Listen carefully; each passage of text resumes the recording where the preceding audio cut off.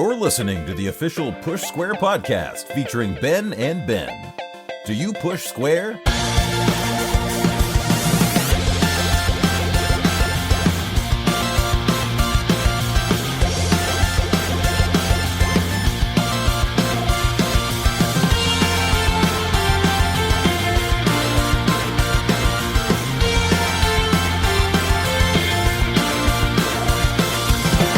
Hello and welcome to episode 2 of the Push Square podcast. My name is Ben Potter, I'm the video editor for pushsquare.com, and joining me as always, although it's only been once so far, but as always, I'm still here, is staff writer Ben Tarrant. Hello Tarrant. Hello. You doing good? Yeah man, I'm good, you? Yeah, we've been allowed to do another one. Unbelievably, they let us return. Miraculously, the pilot went out and overwhelmingly very positive reaction. Yeah, you guys have been nice. Thank you. We were expecting some mauling. Some blood, yeah, definitely. The teeth will be knocked out. No, it went down very well. It's now up on iTunes. Yes. You're probably listening to it here. It's also on YouTube, SoundCloud, basically anywhere you could imagine it being, it is there. So thank you very much to everyone who listened to the pilot.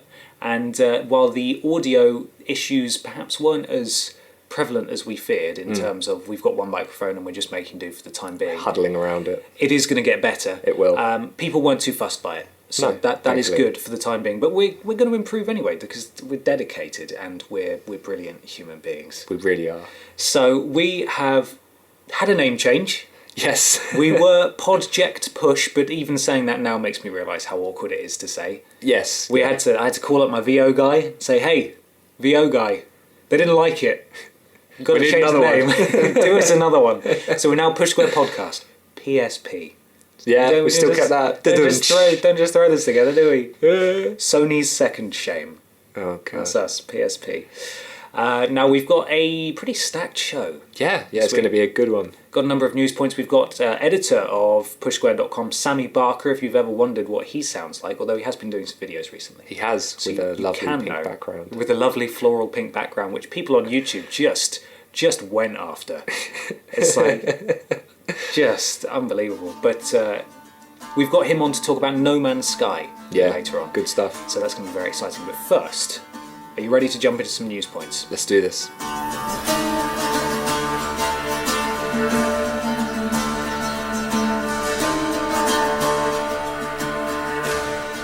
The Witcher sound is the best sound.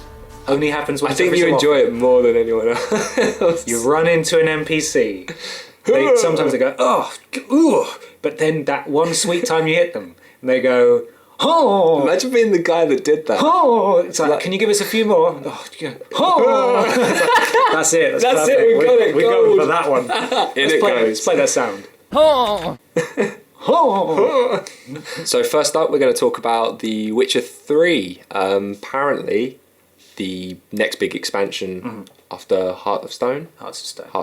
Yeah. Blood and Wine will be coming out next month. That's very exciting.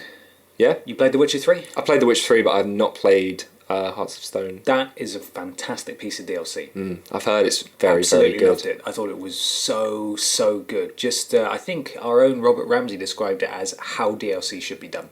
Yeah, I mean, and I'm inclined to agree. Project Red have been doing it well. Oh, I this see. Whole thing. You're on first name terms, are you? You don't need to put the CD at the beginning. No, me and Project Red, we go way tight, back. Yeah. You both buddies. We're bros. Bros. Cool.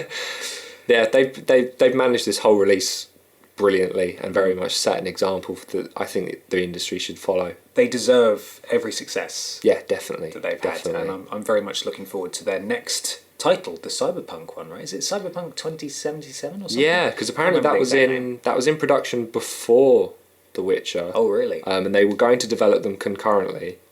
And then they sort of picked up steam with The Witcher and then realised we can't do two at the same time. Yeah. It's probably a good so idea. they bottled Cyberpunk, and its time has come now. They're kind of winding down on The Witcher in terms of big stuff. They can sort of move over. They're going to be in terms of RPG, they're going to be a monolithic studio. They're gonna be like next generation kind of Bethesda. Definitely. But they're so good though. They are. It's so good. It's a proper adult RPG, and I adore it. And as I said, the last DLC, Hearts of Stone. I really want to get into it. Really want to get so into it. good. Only digital though, not a disc. Otherwise, I'd lend it to you. Not that you'd ever play it because you're too busy playing Pokemon stuff. So it doesn't matter. But Blood and Wine coming next month. Very exciting. I will definitely be getting that. Also, something you'll be very upset to hear about: Uncharted 4. Oh, it's not been delayed again, has it? It's been delayed again, Taryn. I've got to wait even longer to not play it. That's the one thing people picked up on. Everybody picked up on it. I got lynched. There were a lot of people that took offence to the fact that you have not played an Uncharted game. Sorry. You played Golden Abyss. For half an hour. Yeah. The demo of Golden Abyss. I'm surprised. What an experience it was. I'm surprised the demo lasted for more than half an hour, actually. Or were you just really bad at it? And you I just played it a few times. Yeah, I was so bored in that airport, mate. Right, so bored you'd even stoop to playing Uncharted. Yeah, I sunk that low. Wow, okay. That is... I'd like to say it's surprising, but they've delayed it a number of times now, and it's sort of kind of getting a bit ridiculous. It's only 2 weeks. I know it's only 2 weeks, but it's crazy. What can they achieve in 2 weeks? It's probably like to do with the licensing, something like that. The release window might be complicated, so they've just thought it easier to push it back. I mean, in terms of it only being 2 weeks to us, it's probably at a huge detriment and cost to Naughty Dog, so they would not have done it. Got to change all those posters now. Yeah, exactly. Got to change all those posters. You think but all that art will have been finalised a while ago. So yeah. Tesco sent me an email. Oh yeah. Never get an email from Tesco. Tesco said, "Oh, by the way, Uncharted's been delayed for 2 weeks." Have you pre-ordered it with them, or they were just giving you a heads up? I think I must have done at some point. I don't remember doing it. You just don't remember. They're very concerned. Or they just trying to get in there before? Oh, maybe. Maybe. Don't buy games through... Actually, no, we can't say that. You can buy games wherever you want. You can. Supermarkets are great, kind of. To be fair, what? Decent prices. We can't talk about that, Taryn. Oh. We can't just... We probably can't. We probably can't. It's sponsored tweet. No. All views are our own, etc. So that's coming out 2 weeks later. Doesn't really bother me, but it is kind of surprising that, again, they've chosen to delay it. I don't mind. Well, there was also the beta this week as well. Last weekend, just gone. Did you say beta? The beta. The beta. Yeah, that's how people from the UK should say beta. Oh. Yeah, now you know. Don't you feel silly? Yep. Beta, not beta. All right? The beta was last weekend. I mean, I don't want to ask because I think I know the answer, but I will anyway. Did you play it? Yeah, I did. You did play it? No, I'm joking. Oh, for God's sake. I fully had you going, man. You really did have me going. You really did. I thought he learned from his mistakes. It's really good. To be fair, I didn't even play the Doom beta. Beta. There it is. Like Betamax. Betamax? Yeah. What's that? Doesn't matter. You're too young. Too young? What? No, I didn't even play the Doom beta, so... I didn't play the Doom beta either. But I love Doom. Oh, okay. So Doom is like... you just don't like betas? Yeah, I just didn't get around to it. I mean, they're huge files to download for, a few hours? I suppose. I downloaded it and didn't even play it. Strong. Yeah, I played it at someone else's house. I came home, downloaded it and thought, I just want to sleep. Yeah. And then I didn't play it, so I slept instead of playing Uncharted 4. But from what I did play, it was fantastic, and it's shaping up very well indeed. Cool. So that's good stuff. So that delay may be good. Be a positive thing for the multiplayer. I don't know. Yeah. Probably unrelated. Next up, Alienation, which comes from the Resogun devs Housemarque. Did you play Resogun? Is it Housemarque? How are you saying it? Housemarque. It's not how you spell marquee. Is it not? No. Oh. Mate. Moving on. Come on. Housemarque. Yes. No. Yes. Did you play Resogun? I love Resogun. At the launch of the PS4, yeah, you played Resogun. Yeah. That was my first PS4 platinum. Yeah. And that was a really tough platinum. Yeah, I bet. That was a really hard platinum. You saved all of the last humans. Saved the last human. The jelly baby people, yeah. No, they're so cute when you drop them and they're like, ow. Yeah, you do feel kind of bad. No, that game's great and the particle physics are phenomenal. Alienation is sort of it's another twin stick shooter, as you would expect. Yep. It seems to have more in common with what was it called? You know the zombie one they did? Yes, I know exactly which one you're thinking of. I can't remember the name. Dead. It's going to have Dead in the title. Dead Apocalypse? Something like that? Oh, Dead Nation. Dead Nation. Dead Nation. I love Dead Nation. That was really hard. Yeah, that was good. That was a really tough one. So it does look like that with a Housemarque twist. Yes. Yes. Yeah, you're learning all sorts of words. I know, this is like being back at school. It's ridiculous. Yeah, Housemarque. very, very capable developers, and I'm very excited about this. And it's coming out in April, but that comes hot on the heels of that there Dark Souls 3. So for me, may not be a launch title. No, I'd be jumping into Dark Souls 3 as well. So it's gonna be so good. I'll wait. If it follows in the footsteps of Resogun, we might be treated to a Cheeky Plus. Cheeky Plus. Cheeky Plus. Is that what it's called? Cheeky Plus. Cheeky Plus. It's like Cheeky Nando's, but you can play it and it's free. Anyway, so The Division came out, was it yesterday? What day is it today? Wednesday. Didn't it come out today? Oh, I don't know. At time of recording. It's out. It's there. The Division is out. People are playing it and getting angry at a laptop. Yes. Very angry yeah. at a laptop. Now, Ubisoft in their infinite wisdom have chosen not to send out review copies before the release date because they didn't turn their servers on. So we didn't have a review. That's why we're talking to Sammy about No Man's Sky this week, and we'll probably next episode be talking to whoever on our team reviews The Division. Yes. All about that. But it's not been long, and we've already got some complaints. We've already got some issues. Just a few. Let's talk about the first one. Tell us what that is. So the frame rate on consoles is locked. Now, a lot of the time people see frame rates being locked and think that's a good thing. Right. It's locked at a frame rate that's detrimental. It's chuggy and the lighting and such affects it quite heavily, and console owners are not able to alter things like the lighting to compensate for this. It's locked. Now, the real problem with this is that a representative of Ubisoft did say before the game came out that it was going to be editable on console, which it is not. It's not. Clearly a mistake on their part, which is fine. They told a porcupine. People make mistakes. They do. They may have been thinking about PC. I don't know why you could confuse PC with console if you work in the games industry, but there we go. They did. And people are upset. Their games are... I don't know how it runs. I haven't heard too many people complain about how it runs. I mean, my impression is that once people get in, they're not too bad about it running. Right. But server-wise, it's been pretty bad. At least on the... It's day one. I've seen a lot of Twitter. Yeah. I've seen a lot of Twitter folks saying, I tried to fire my gun and it didn't fire, and I spoke to someone from Ubisoft and they said it was server lag. Wow. So they're trying to fire their weapon and it's not doing it. Wow. It's only going to get better. It is presumably day one. We don't know when it came out. Could be day one. Who knows? Be day 10. It could be day 10. It's day 1. 10. It's not day 10.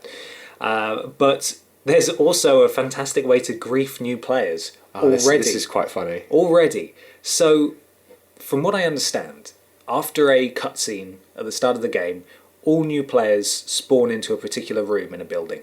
Yes. If one person stands in the doorway to that room, nobody can get out. You can't pass through. You can't get out. You're trapped. So, I've also heard that divided. Oh, stop it. I've done it. You can leave right now, that's what you can do. I understand that if you sprint at them, you can get past. Right. But, and I don't think this is on console, I think it's only on PC, but have you seen the hilarious footage of people actually queuing? Yes, to use the laptop to register as a player. Yeah. So players have started queuing up because only one person can use it at a time. Instead of clustering around it. You've got to admit that's definitely going to be a British server. It's really funny. It's really funny. So good. I don't think it's on console though, but it's really funny. Anyway, that's The Division. And I think those are the big news points. Yep. We're also going to discuss, like we did last time, a feature that's gone up. This was penned by our own Sammy Barker, editor. It's featuring Can we quite call him heavily editor-in-chief? I feel like we should call him editor-in-chief because there's a number of editors at Push Square. I'm an editor at Push Square. Yeah. I think we can call him editor-in-chief. Yeah, he's the chief of the editors. He's the bigwig. The bigwig. Yeah. Big cheese. King Sammy. King Barker. King Barker, yeah. So King Barker penned this. It's called Why Do We Treat Gaming Like a Chore? And in it, he goes over how, we sigh when we look, we've got this big backlog and we don't know where to begin. And we've all got it. Why do we put ourselves through that? Why do we do that? Why don't we just say, you know what, there's only so many hours in the day, chuck that game out, I'm done. I don't like it and I don't want to play it. Why do we do that? Do you do that? I'm so guilty for this. I had a copy of Dishonored. Dishonored Red. Dishonored Red, because that's how it's spelled. You Americans. I had a copy of the Game of the Year edition, so I did play the base game. Right. I loved it. It was brilliant. The Game of the Year edition, I had it in the shrink wrap for God knows how long. Right. Literally, I didn't even open it. Shamefully. It's one of those things, like a flash sale comes up on PSN or something, and I'll pick up a game. I picked up Bastion. I think that's like £1.50 at the moment or something ludicrous. Right. I picked that up, am I going to play it? Probably not, but it's there. It's in my backlog now. Yeah. I mean, people do it with Steam, don't they? Steam do their sales, and bang, you've got like 100 games.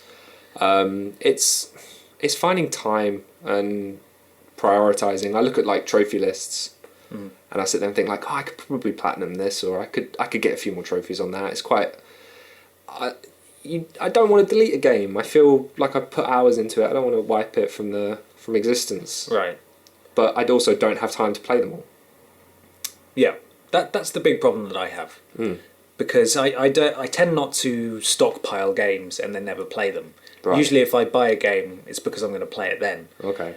But sometimes I do get an absolute stinker and I think this is just rubbish, but I paid money for it, so I'm going to finish it. Yeah. You don't do that with TV shows. As Sammy said, you don't do that with TV shows. You don't even do it with films sometimes, unless you go to the cinema, and sometimes you can get up and leave during the... I fell asleep during Scooby-Doo 2, by the way. Oh, you missed a rip-roaring film. Oh, did I? No.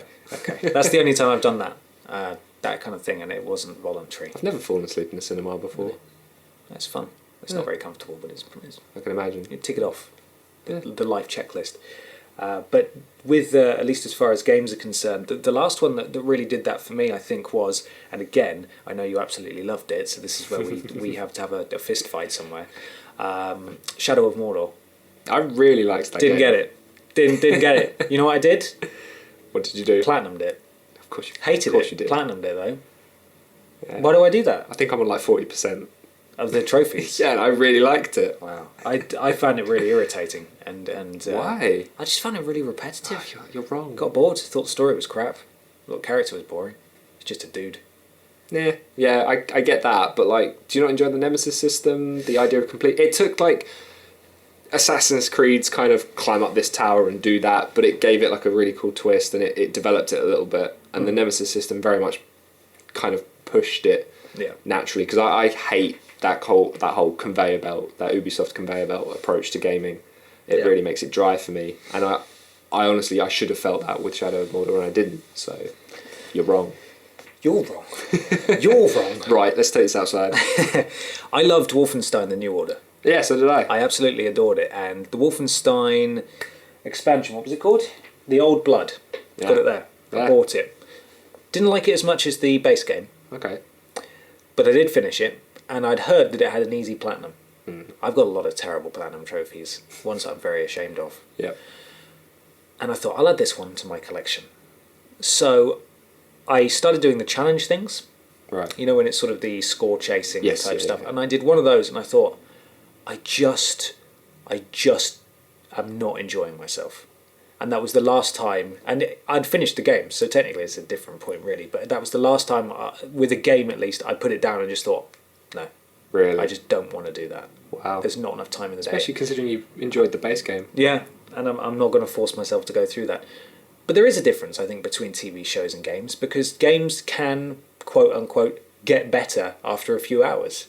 Yeah. That's what they kept saying about Final Fantasy 13. Never happened, but for some people, they found it got better after a number of hours. I think another thing with TV shows is that you can kind of watch them ambiently. I know when I binged the entirety of Scrubs... You're not sitting there staring at the screen. I didn't even have to interact with it. I could get up and go for a whiz and come back and it'd still be on kind of thing. Oh, really? Do that? I always pause it. I'm that guy. No, I've seen it before, but... You're just so laid back. Yeah. It also sort of applies to TV shows. There is some crossover, because 99% of TV shows, you say, when you recommend it to someone, you always say, oh, the first episode's a bit crap. Once you get through that, it really gets good, you know, because every first episode of every show is a pilot. It's terrible. But then our pilot was pretty great. Our pilot was unbelievable. Yeah. People were going mad for it. Couldn't move for fans. It was flawless, except for you. Let's move on to the big preview before we kill each other.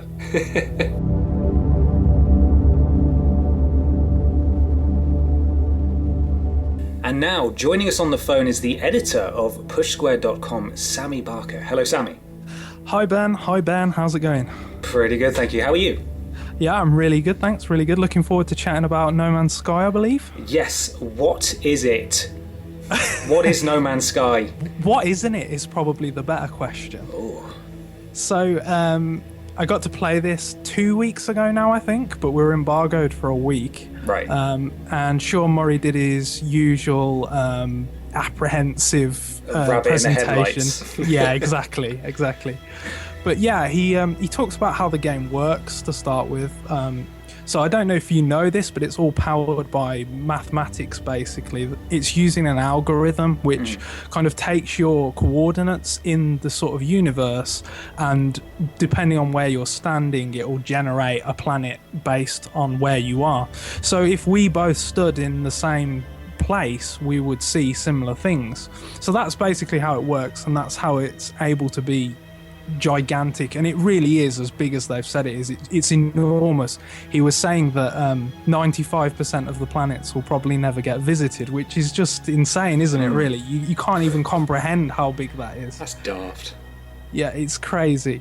But in terms of what the game actually is, it's kind of it's everything that's popular these days. So it's a survival game, it's an exploration game, it's a space sim.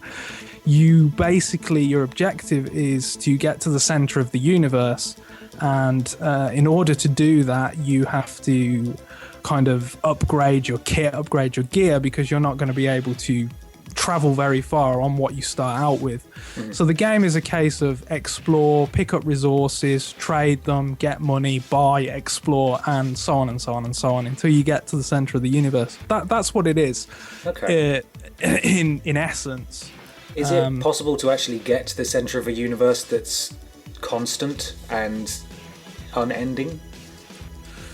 That's a deep question. Because that's the first thing. Maybe that's just the way my brain is hardwired, because I'm a very intelligent person. If it's never ending, exactly. How can you end? Where's the centre? If they just keep generating it, then where does it stop? How do you know where the quote unquote centre is, unless there's something that's been pre-designed? I think it's pre-designed. That when they showed the map, they zoomed out from like this great glowing light, which I assume is the center, and then it zooms out from there. So you're getting further and further and back. But I see what you're saying. I don't know the answer to that, actually. I think we need to get Sean Murray on the phone. Have a word. So there's obviously shooting in it and things like that. Did you get a chance to do any of that stuff?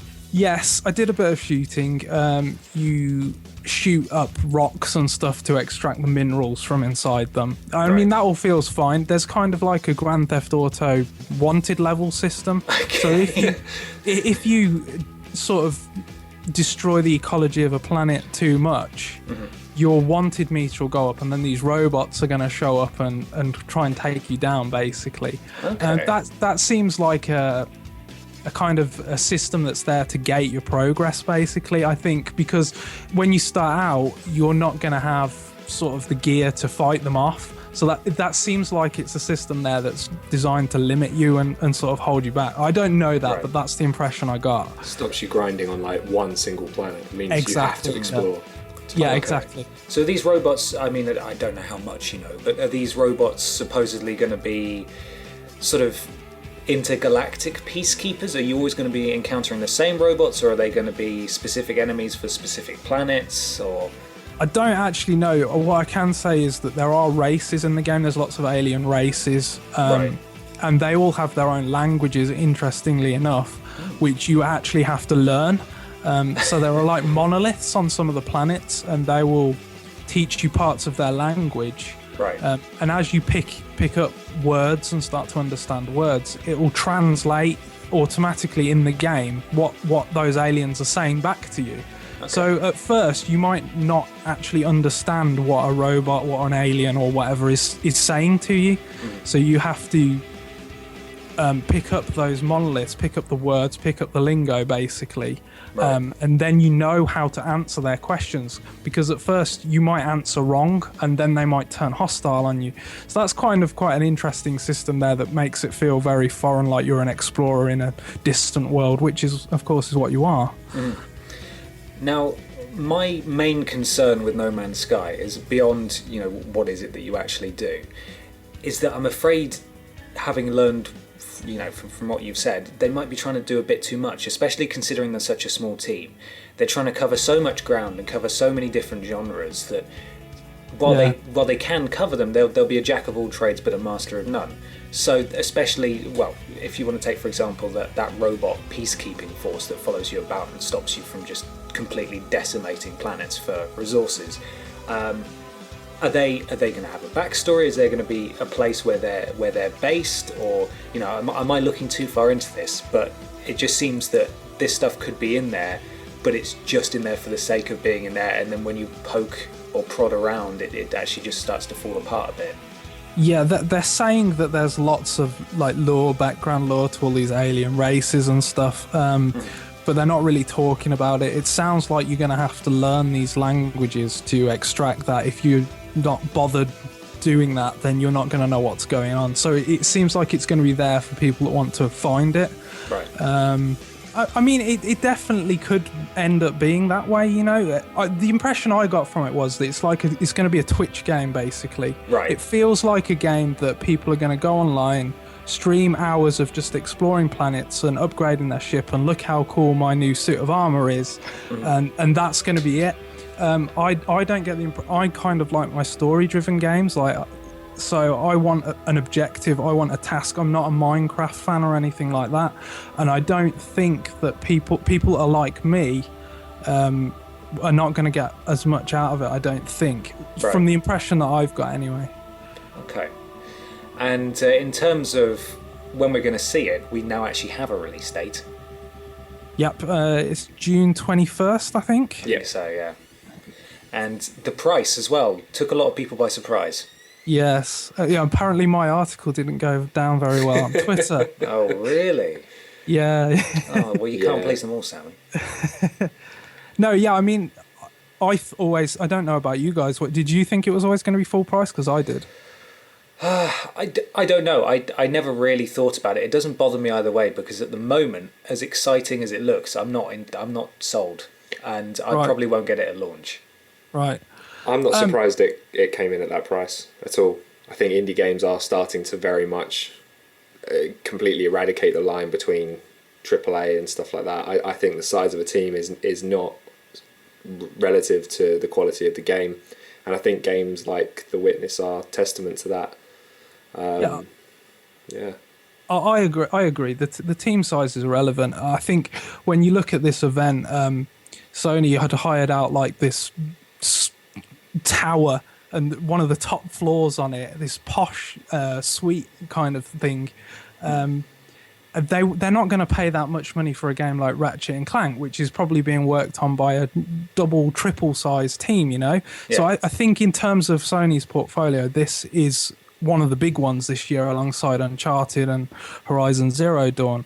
So it doesn't surprise me at all, the price. And from what I've heard, pre-orders are insane. Really? It's doing really well, yeah. Okay. Do we know what Sony's involvement is at the moment? Because obviously they've stepped in some capacity, but it's a bit weird, isn't it? Yeah. It's a bit weird. It's coming out on PC as well, I believe. Right. But yeah, a trailer, I think it was Paris Games Week, they had the Sony Computer Entertainment Presents at the beginning. So it feels like they're like acting as a publisher, but I'm not entirely sure, to be honest with you. Is it coming to other platforms apart from PC? They're calling it a console exclusive, so I imagine it's going to be PC and PS4. Okay. Wow. Well, I mean, they must have very high hopes for it then. Yeah, I mean, it does look cool, and I mean the graphics are really good. We didn't touch on the graphics, but it's been inspired by like 70s sci-fi novels, like the covers of those sort of books from that era, and they have nailed the look.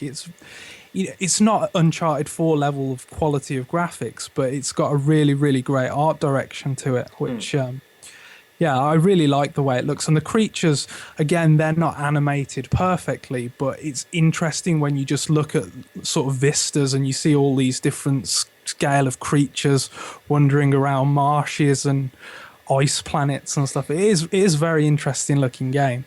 And of course, you can fly anywhere within an instant. So if you can see it, you can go there, which is always the buzzword, isn't it? How did it control the flying? How was that? It was fine. It was just simple, It was just like point and fly. There's a little countdown clock when you're approaching a planet that tells you how long it's going to take for you to reach its surface, which is quite a neat little trick. And we should also mention the UI, which is Destiny inspired. The little cursor that you move around. They've totally ripped that off, but I mean that's perfectly fine approach for the UI, isn't it? Because that Destiny UI is great. So yeah, brilliant. Well, ultimately, what do you think? Are you sold on it? Are you going to be getting it? I will play it because I have to play it and I need to know. Personally, I don't think it's going to interest me as much as it's going to interest other people. I think it's going to depend on your sensibilities. If you're someone that wants to explore and doesn't need an objective or necessarily a story to convince you to do that, I think it's going to be really appealing to those sort of people. Mm-hmm. Like I said, I can see it blowing up on Twitch. Right. But for someone like me, I'm not sold yet either. Okay. Any more questions, Tarrant? You mentioned the creatures. Yep. My biggest concern is the fact that you've got these 15 quintillion whatever planets. Mm-hmm. That sounds like a number. Yeah, something like that. How on earth are they going to populate all of these? I know they've got this randomly generated, like they put the foot of that and the head of that, and it all merges, and you get all these different variations. But you only got a really short time with it, didn't you, in comparison? Yeah, I only got to play it for about half an hour, so wow. It's a game that you need like a weekend on to really get a feel for it. Well, 50 million years if they're to be believed. Exactly. So I went on 2 planets and they were completely different. The first was like very hot and it was closer to a star. Right. And like it gives you a little temperature down in the corner. Okay. Which is nice again. So that was like very dry, very barren. And then I went to an ice planet, which was obviously sub-zero temperatures and like your screen starts to frost. So both those planets seem like they were hand-picked for the demo to show you the contrast between the two. Whether there's going to be lots of different shades of grey in between, it's impossible to say at this point. I'm not convinced either that they're going to be able to populate all of these planets with interesting things. I think you're going to end up with a lot that are just completely empty and very stark. But again, we'll have to wait and see. 19 people working on it. 19. That's nothing. Yeah, it's not a lot, is it? It's insane. Well, your full written preview is up now on pushsquare.com, and I think it's still relatively near the top of the site. Is that right? If people want to find it? Yep. You can find it on the site, and then there's the YouTube video from my princess bedroom as well. The YouTube viewers loving the background you're using at the moment. Exactly. The pink floral pattern. Sammy, thank you very much for joining us. Thank you, Sammy. Thanks for having me. Yep.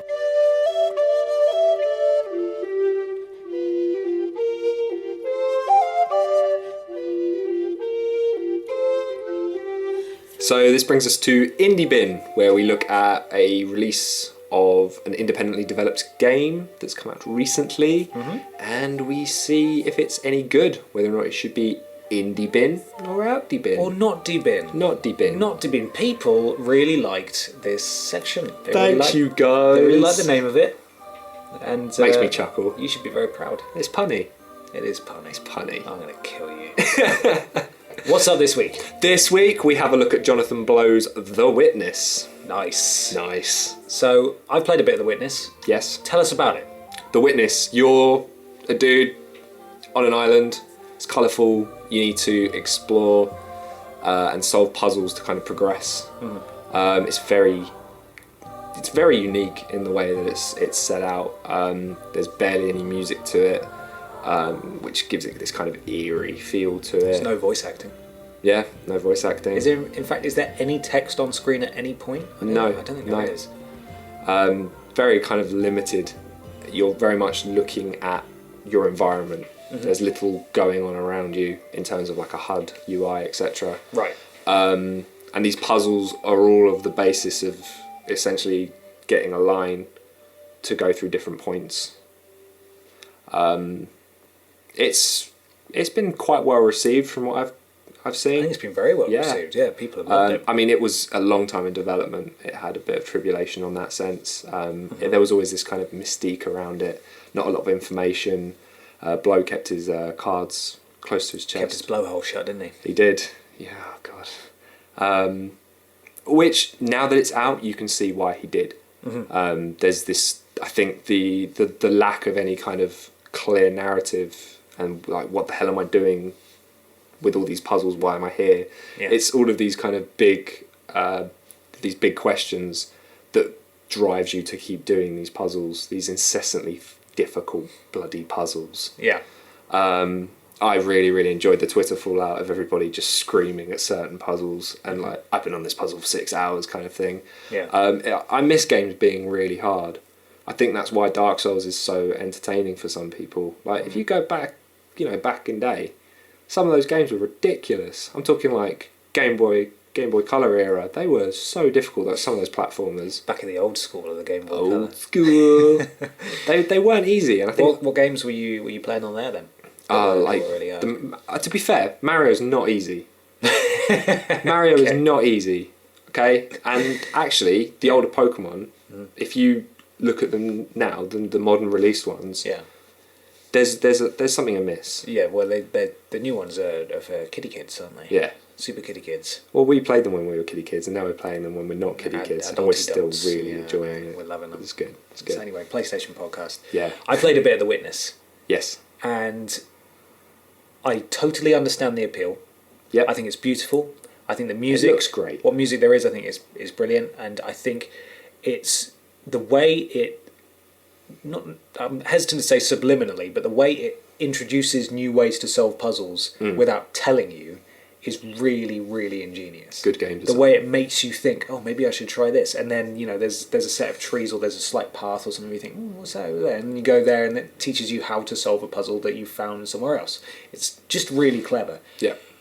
For me, though, these kind of puzzles are, I would prefer to supplement or complement another game. Yes. So, for example, an Uncharted puzzle. I wouldn't mind an Uncharted puzzle like this. One of these puzzles that's a bit of a brain teaser. A whole island of these puzzles, though. Too impatient.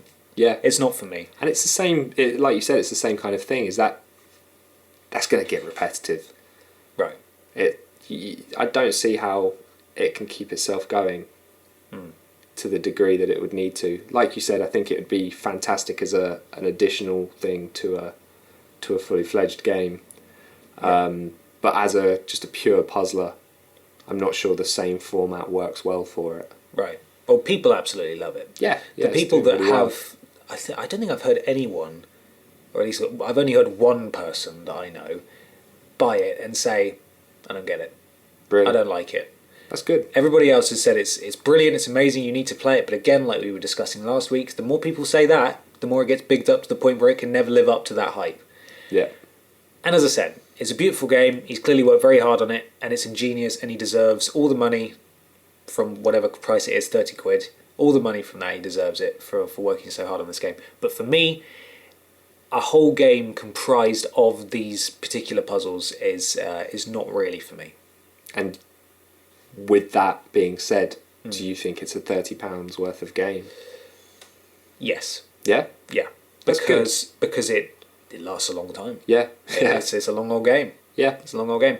And we did actually get a question, and I think we were meant to bring it up when we spoke to Sammy, but we didn't really, about the price of indie games and what we think about that. Yeah, I mean, we touched on it a bit, but we didn't really... Yeah, so we can sort of discuss that now, if you like. Yeah, that'd be good. There's a part of me that totally understands where people who are outraged by the price of indie games are coming from. Yeah. Because we have, for the longest time, paid up to 15 quid for an indie game. Yeah, I mean, 15 quid was like an up rate. And that's been it. And that was an expensive indie game. Things are changing. I still feel from time to time, I see a £30 game, I see a £60 game that's an indie game, and I think, mate, there's a part of me that just thinks, I think that's too much, that's too expensive. I think that's too expensive for games in general. You apply logic to it, though. It's been, 2 or 3 people working on it for so many years. God, you take as much money as you want. If it's an ambitious project and it's cost you a lot of money, take as much money as you want. If the game's good, I'm willing to pay for it. But still, when I see that price, it does make me a bit. I think people's biggest kind of gripe with it is that the disparity between indie and AAA games and stuff, it's not so much there anymore. And I think a lot of people are still stuck in the idea that indie games are these low budget, poorly developed, often buggy, problematic games that maybe early access would receive. Right. They're not anymore. Like we see with The Witness, it is a very polished, very pretty, very good, functional game that is deserving of its almost AAA kind of price tag. Right. And I think the fact that it's just made by a group of people in a studio without the benefit of a publisher, because that's all it is. It's not, you know, if you have 10 people on your team, you're indie. If you have 11, you're AAA. That's or big budget or anything like that. That's not what sets it apart. It's the presence of a publisher. Yeah. Often with the presence of a publisher, that will then become money orientated. And then technically, No Man's Sky is not an indie game. It was. I mean, it was mostly probably developed independently of a publisher, but it certainly seems that Sony's assumed that role now. I don't think they've assumed it clear cut. Really? I'm not sure it's not black and white. Yeah.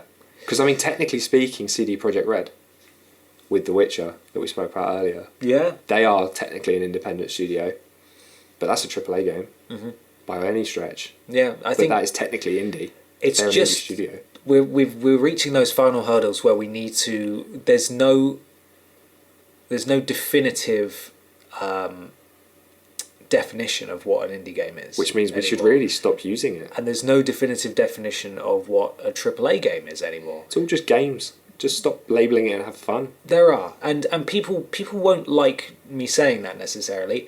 And if anyone else said it, I would also go, "You joking? You can tell if an indie game is an indie game. You can't really as much. And with certain games you can. If it's a pixel art side scroller and it's on PlayStation Plus, chances are that's your typical indie game that people are thinking about. And those games don't appeal to me, and I understand why people have such a venomous hatred for those kind of games. That's you're tarnishing too much with the same brush. Yeah, exactly. You're painting everything with the same brush, and it's just not that clear anymore. No. The boundaries are being broken down, so we need to not necessarily have a discussion about it, but maybe just reevaluate your opinions about certain games. Definitely. So that's Indie Bin. Yeah. It's now Outie Bin. Outie Bin. Let's move on.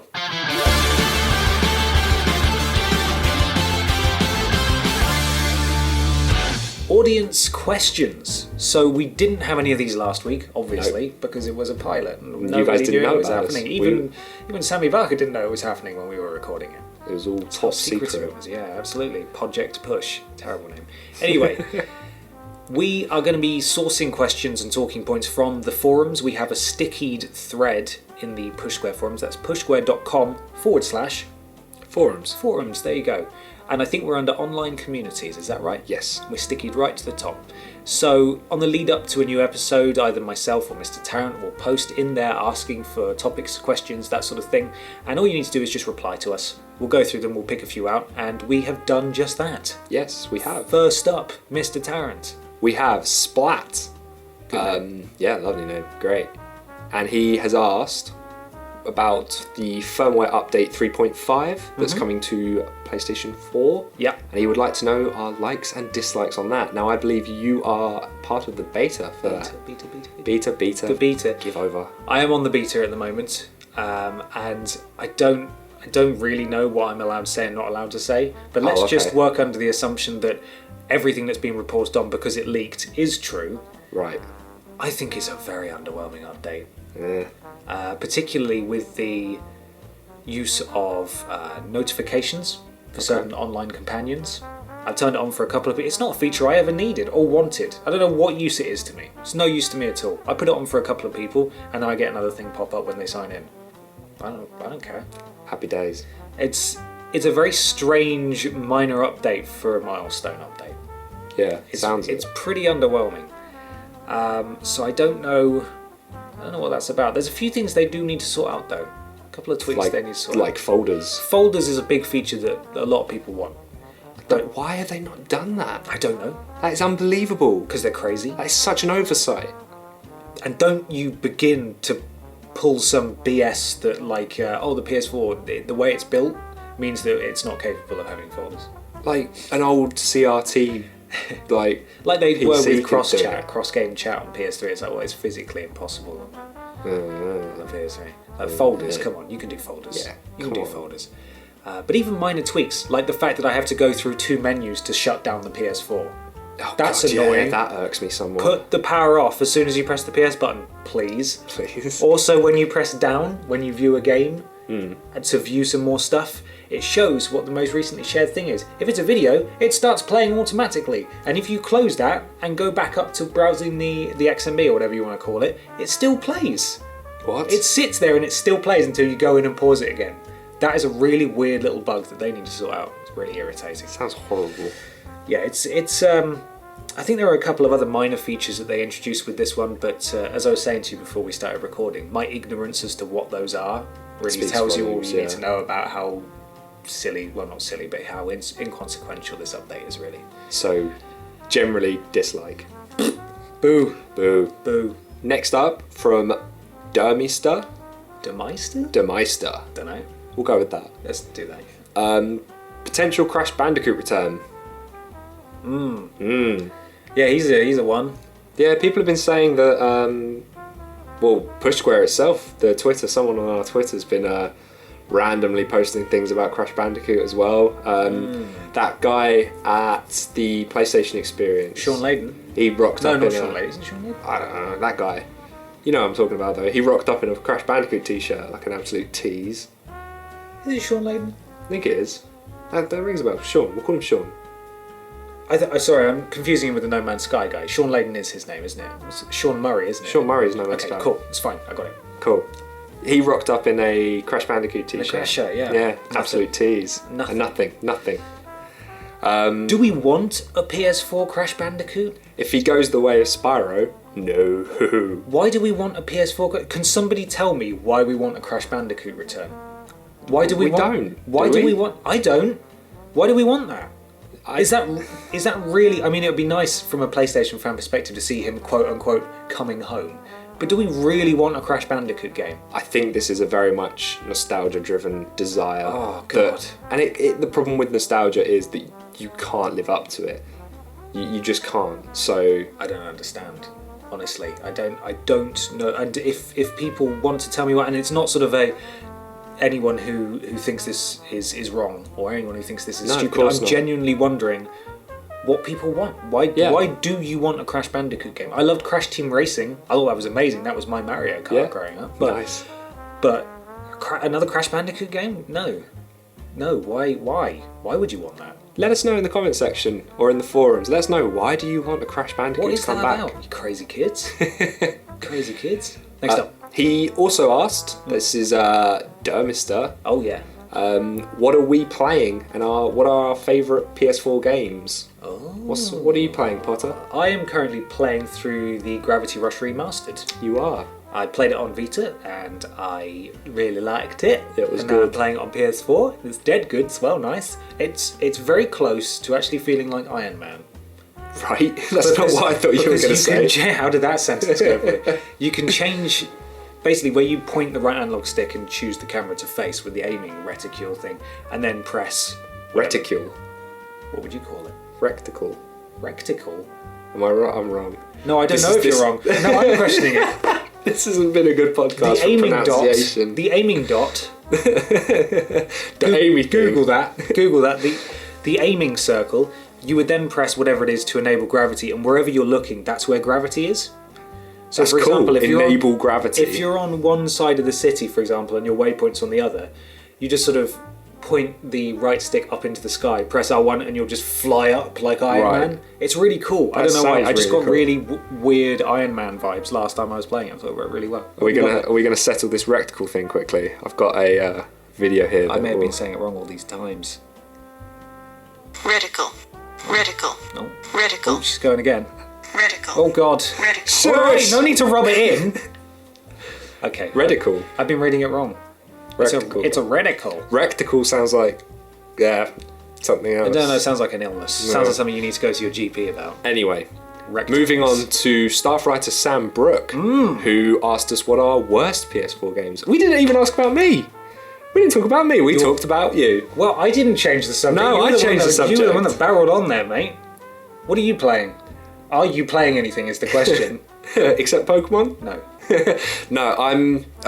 what am I playing at the moment? Warframe? I am, yeah. I jumped into Warframe. But in terms of my favourite PS4 game,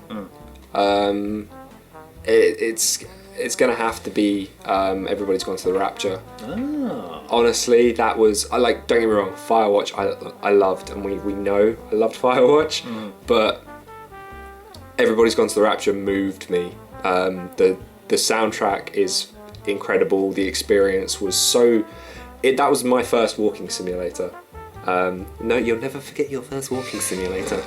But it was just, it was a whole new experience. And it's something that I don't actually want to play again. It's my favourite game, but I don't want to play it again. I loved it, I really did. What about you? What's your favourite? As you're poring over your collection here. Looking at my games. Looking at your games. Oh mate, it's got to be Knack, isn't it? It's got to be Knack. No, it is far and away Bloodborne. Yeah, absolute runaway winner. You platinumed that, didn't you? Oh hell yeah, you beast. Oh hell yeah, Amazing. those chalice dungeons, never again. Terrible. It just goes to show how much a Souls/Born game suffers if there's no level design. Yeah. Because combat's great, but when you're shoved into an area that's randomly generated and it's just corridors, it's really boring. Yeah. Really boring. But yeah, fantastic game. Have you played the Old Hunters DLC? Oh yeah, that was brilliant. That was so good. I've got that. I'm going to get into that. Because you're in a nightmare, supposedly, and the way the level is set out is brilliant because it pulls so many familiar aspects of the base game. I keep saying base game is a thing we're using a lot. Vanilla. The vanilla game. It pulls so many aspects, memorable aspects of the main vanilla just chucks game, them in there, but it twists them. Ooh. So you don't. So you think this is weirdly familiar, but it's like backwards. So cool, yeah. And you'll see like a spire of a familiar tower, but it'll be jutting out sort of at an angle and stuff. Nice. You look out a window and there'll be an area that you've been to before in the main game. Yeah. But you can't access in this. But it's sort of weird and different, but you don't know why. That sounds really cool. It's so cleverly put together, and that's why I love those games. I'm really looking forward to Dark Souls 3. Sweet. It's very exciting. Cool. Sam Brooks, staff writer, worst PS4 game. Yes. Well, you just said it then, didn't you? Well, I mean, people like to defend it, but I thought Knack was a steaming poopy poo-poo. And I have actually just finished playing through the Goosebumps game. Oh, God. Which it took me an hour and a half to realise was a re-release of a PC game. Right. This looks just like an old school PC game. And it is. God, even that animation looks like, this is terrible. Oh, it is a PC game. It was a PC game. It is awful. And no one should buy it. So there you go. Wise words. What about you? What's your least favourite PS4 game? I suppose it's got to be something you've played. Yeah, and I mean, otherwise I'd say Uncharted. Oh, that was another one. If we go back up Uncharted, you son of a gun. If we go back to treating games like a chore, finishing Knack was an ungodly chore. Them corridors. Oh God! And then you'd die, and you'd have to run back down all of those corridors again. To be fair, there's countless little indie games that I played that didn't really leave much of an impact on me. You've reviewed a lot of Tripe. Yes. A lot of Codswallop. Yeah, I really have. I think the worst one would probably have to be Guns Up. Oh really? You've just reviewed that, haven't you? Recently, yeah, kind of recently. My problem with that wasn't its game design or anything like that. It was how overtly greedy the microtransaction scheme is. Right. You very much experience earning just stops everything. Like I loved it right up until it got to a point, and I just realised, wow, I'm not getting anywhere. I have to spend money to actually continue enjoying this game, and that's twisted. Yeah. That's really twisted. I invested time, enjoyment in that game. I loved the premise of it and stuff. And it turns around and just hits you with the old business tattoo. Yeah, it literally just said, okay, now you've got to pay to play. And it just left such a bitter taste in my mouth. You know, I could have. My next guess would have been Assassin's Creed Unity, just because of how messed up it was to begin with and how psyched I was for it. That was such a letdown. But you know what? This little free to play, it got me in the nuts. Really? It was horrible, yeah. Just so bitter. So, microtransactions are an immediate red flag for me, because how much of an impact is that going to have on my game? Yeah. So it's got to be Guns Up for me. Damn. Well, we're actually going to have to cut the section short a little bit there because we are running out of time for this episode. That's right, we're keeping things locked to a certain time, and this is a produced show, and it's going to be amazing. Thank you to Bad Mother Adabisi. I think that's how you say your name. We hope it's how you say it. Who sent in a question as well. We'll try to remember to cover that next show. Yes. But we really are on a time limit here, so let's move on to the outro.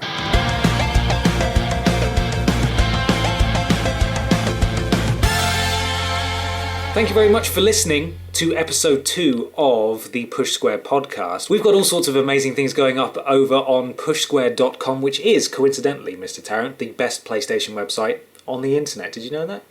I didn't. I do now. Now you do. Tell them about what's happening. Coming up on pushsquare.com, we've got the Division review. Oh. Something about Samurai Warriors. Oh, God.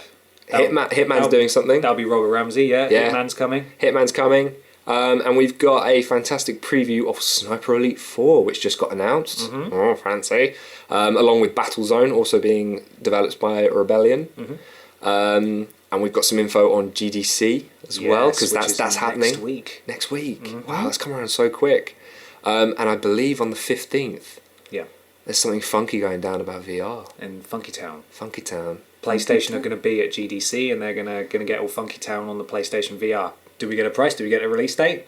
You'll have to find out. But you'll find out on pushsquare.com, where you will also find those fantastic reviews and previews. So make sure you check into the site. Push Square is also an ethereal presence on Facebook. You can find us at /PushSquare. Mm-hmm. We're also on Twitter at PushSquare. Damn right. And where else can we find? You can also check us out on YouTube. YouTube, very big thing we're pushing at the moment. You may well be listening to this podcast on YouTube. We have just passed 20,000 subscribers. Yay! We did. What was that? I was going to do a party popper noise and realised that I can't physically do that. So you just like a pained like animal. A trodden on duck. Next time, get a real horn, or don't even bother. All right. I wanted a party popper in the last episode. I'm going to have to come prepared. Please do. Okay. All right. We're really pushing that hard at the moment. We've got Alex Stinton. Pushing it hard. Will you shut up?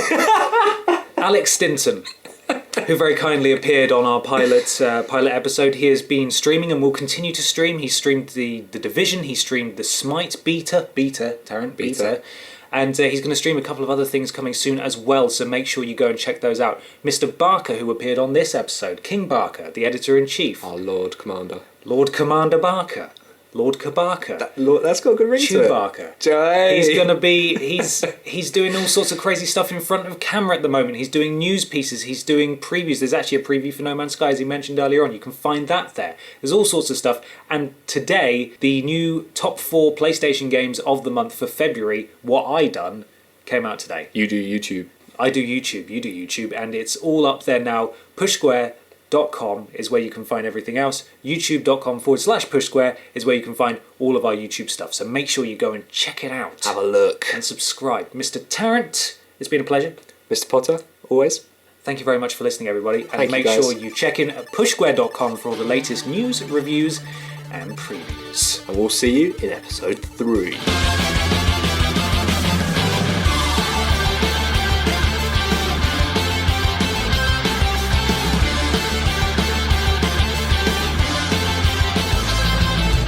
Thank you for listening to the Push Square podcast. For the latest PlayStation news, reviews, and features, visit www.pushsquare.com.